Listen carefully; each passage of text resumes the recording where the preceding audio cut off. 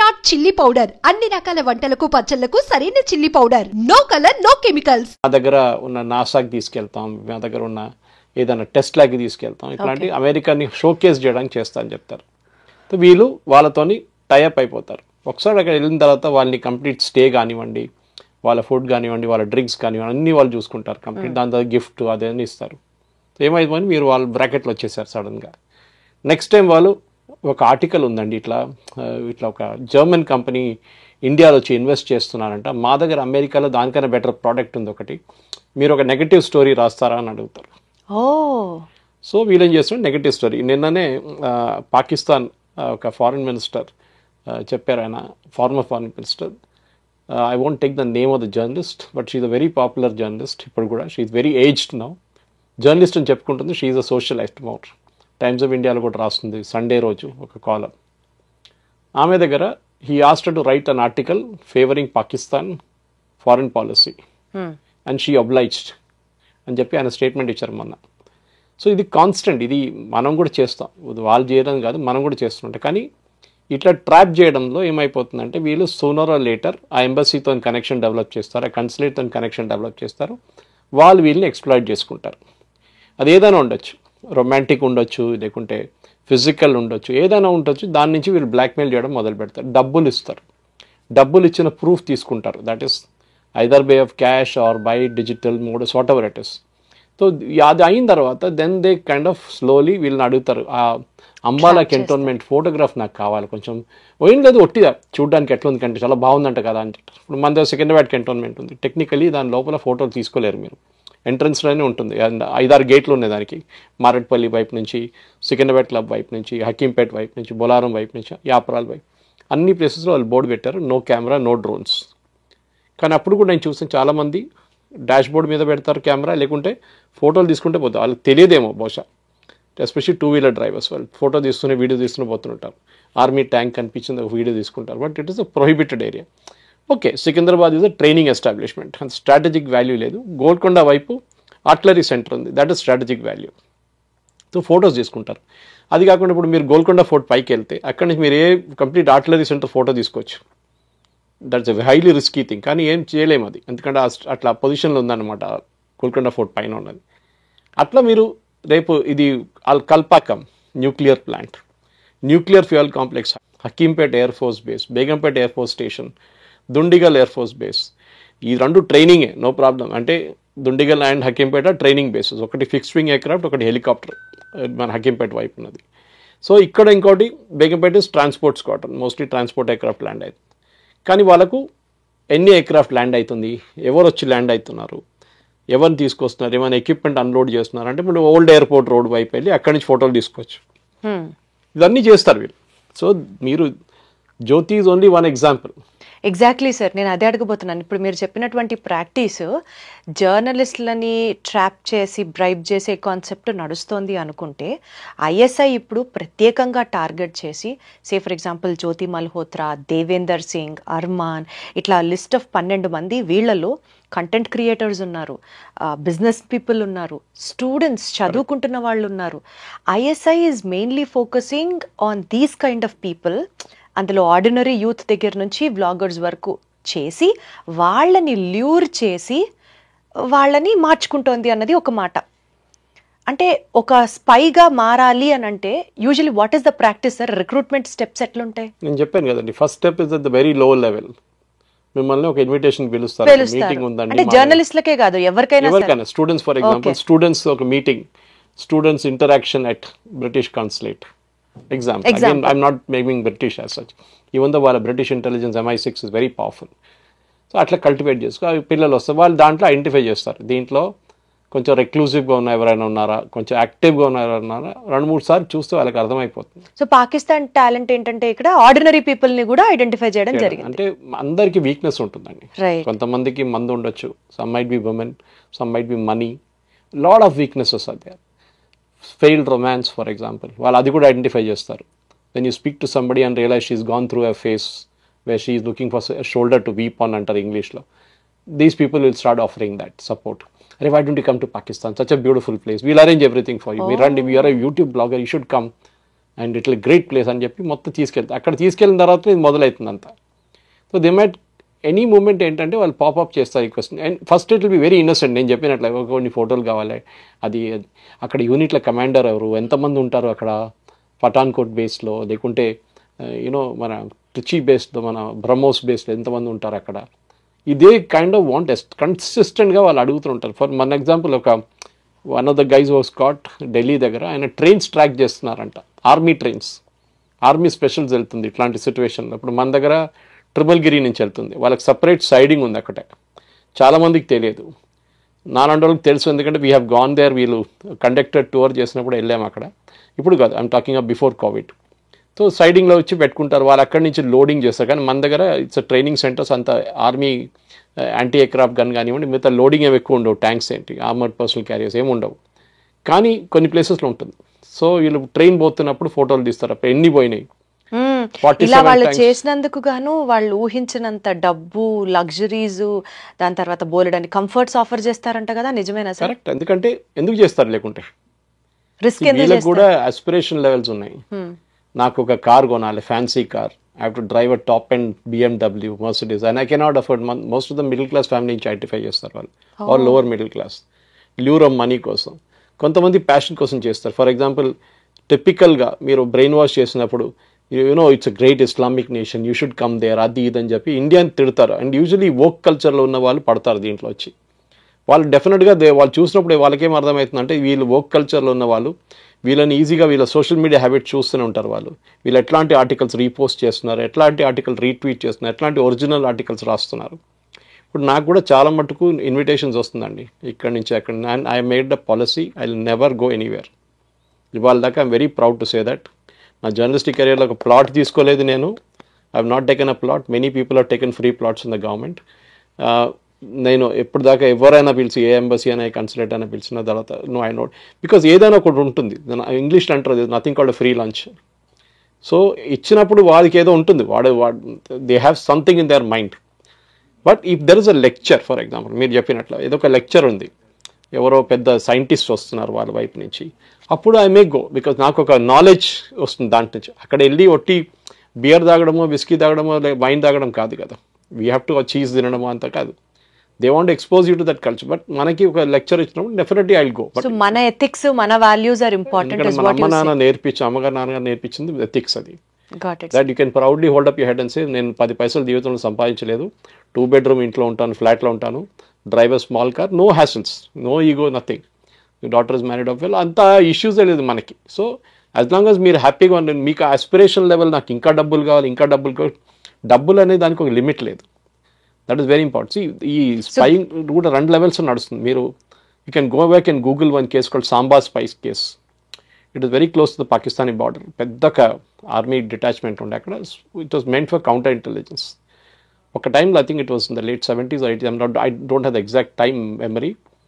Entire Samba బ్రిగేడ్ని arrest చేశారు. అక్కడ ఉన్న ఇండియన్ సోల్జర్స్ని, ఆఫీసర్స్ని బ్రిగేడియర్ లెవెల్ దాకా అరెస్ట్ చేశారు. సాంబా స్పై కేస్ చాలా పెద్ద స్పై కేస్. అది it's big spy case, one of the biggest. చాలామంది కెరియర్స్ డిస్ట్రాయ్ అయిపోయింది దాంతో, ఆఫీసర్స్ది. దాంట్లో చాలామంది ఇన్నోసెంట్గా ప్రూవ్ అయ్యారు తర్వాత, కానీ the damage was done. And ఆ కేసులో ఏం జరిగిందంటే, పాకిస్తాన్ కావాలని చెప్పి వీళ్ళని స్పైస్గా ఐడెంటిఫై చేశారు, ఇండియన్స్ని, ఆర్మీ ఆఫీసర్స్ని. సో వాళ్ళని మొత్తం కంప్లీట్ మొరల్ డిస్ట్రాయ్ చేసేసారు వాళ్ళు. So this is the second type of spying. మూడోది మన అందరికి తెలిసి ఎలక్ట్రానిక్ స్పైయింగ్. ఇప్పుడు శాటిలైట్ అందరి దగ్గర ఉంది. మీకు ఏ నంబర్ ప్లేట్ రీడ్ చేయొచ్చు మీ కార్ది శాటిలైట్ నుంచి. It nothing great. సో మీరు ఏమి హైడ్ చేయలేం. వాజ్పేయి గారి టైంలో రాత్రిపూట పనిచేసాం మనం, మన ఆర్మీ వాళ్ళు, మన engineers who are doing taking care the atomic explosion test, రాత్రిపూట పనిచేసి పొద్దున అన్నీ కవర్ చేసి పెట్టేశారు, ఏం జరగలేనట్లా. అది కూడా చేయొచ్చు. కానీ మీరు అడిగిన ప్రశ్నకి, ఈ ఇండివిజువల్ స్పైయింగ్ ఎందుకు చేస్తారంటే, బేసిక్లీ మీరు వాళ్ళ సైకాలజీ అనలైజ్ చేసి, ఒకటి దే ఆర్ పబ్లిసిటీ హంగ్రీ. వాళ్ళు కొత్త కొత్త ప్లేస్కి వెళ్ళి కొత్త కొత్త వీడియోలు పెట్టి చూసిన చాలామంది ఉంటారు. సెకండ్, వాళ్ళకేంటంటే వాళ్ళకి ఒక personal satisfaction, I'm better than them, అంటే నేను వాళ్ళకన్నా నాకు ఒక కొత్త కంటెంట్ చేశాను, నేను నన్ను పిలిచారు చూడు, వాళ్ళు విలువలేదు. This is again thing. ఇది రెగ్యులర్గా నడుస్తూ ఉంటుంది. ఇది దాన్ని ఎనిమీ కంట్రీ క్యాష్ చేసుకుంటుంది. సో వాళ్ళ దగ్గర కూడా సోషల్ మీడియా ట్రాక్ చేసే టీమ్స్ ఉన్నారు వాళ్ళ దగ్గర. ఇప్పుడు వీళ్ళు కూడా ఎట్లా పట్టుబడ్డారు, పాకిస్తాన్ హై కమిషన్లో ఢిల్లీలో, పాకిస్తాన్ హై కమిషన్లో దే వాజ్ వన్ ఎంప్లాయీ అతను ఏదో వాట్సాప్ మెసేజ్ ఎక్స్చేంజ్ చేసుకుంటున్నాడు ఈ అమ్మాయితోని.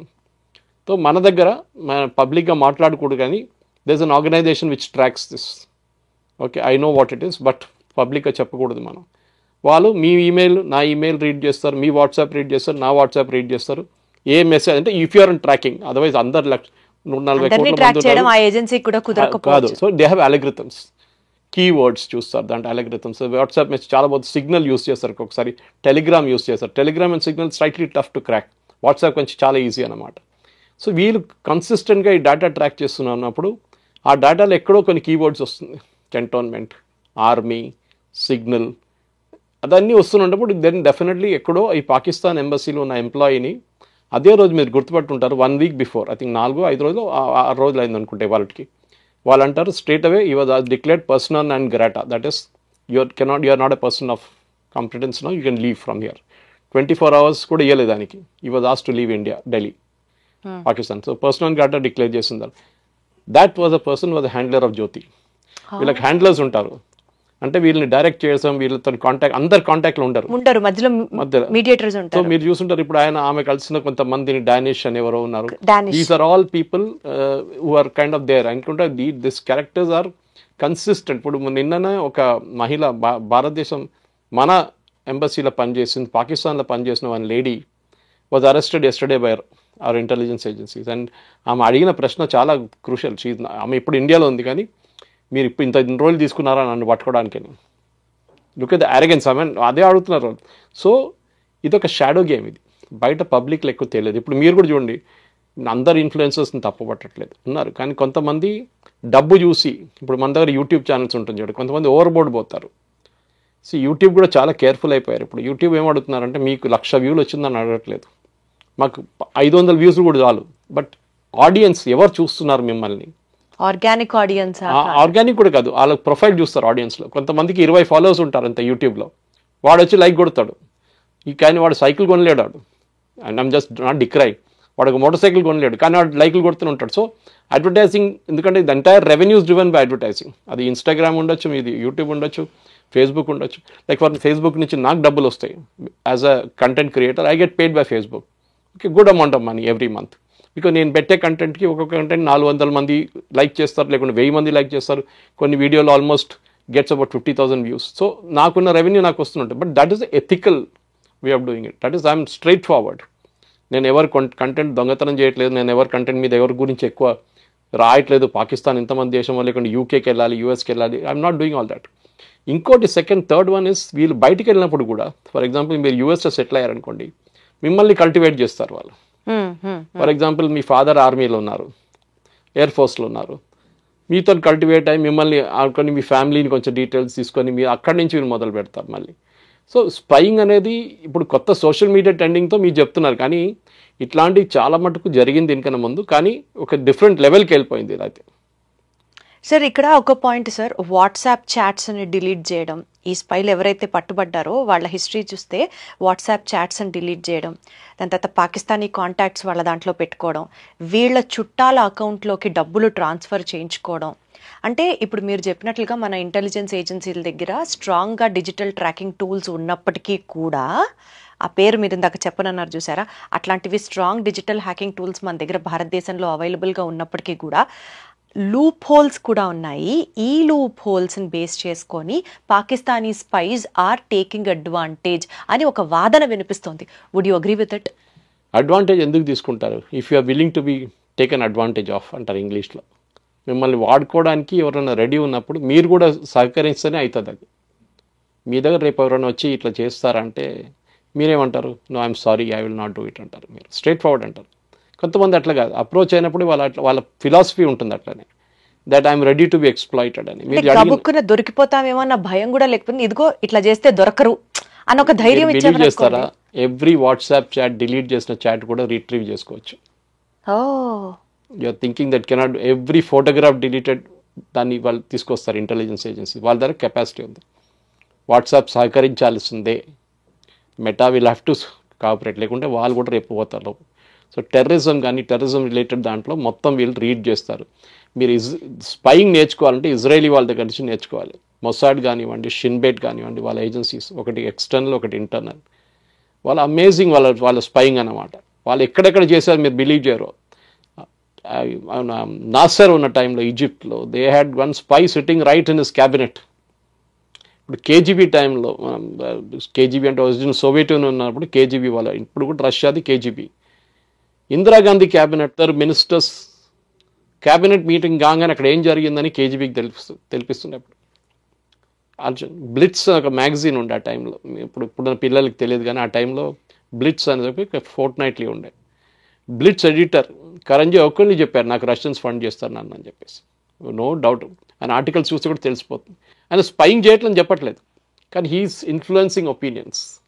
ఇప్పుడు మీరు ఆర్టికల్స్ రాస్తారు చూడండి, ఇప్పుడు రాసినప్పుడు కొంతమంది ఉన్నారు మన దగ్గర, కొన్ని మ్యాగజైన్ ఆన్లైన్ మ్యాగజైన్స్ ఉన్నారు, print, quint, scroll.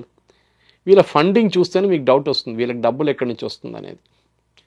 There is a channel in Kerala, నేను సిన్స్ మలయాళీ నేను మీకు చెప్తున్నాను కానీ, ఒక ఛానల్ ఉంది కేరళలో విచ్ వాజ్ బ్యాన్. ఒకసారి బ్యాన్ చేశారు ఒక వారం కోసం, కానీ సుప్రీంకోర్టు ఆ బ్యాన్ లిఫ్ట్ చేశారు. వాళ్ళని ఫండ్ చేస్తున్న ఏజెన్సీ పాకిస్తాన్ నుంచి ఉన్న ఐఎస్ఐ దుబాయ్లో ఒక కంపెనీ క్రియేట్ చేశారు. ఆ కంపెనీ ఫండింగ్ చేశారు వీళ్ళ షేర్స్ తీసుకున్నారు.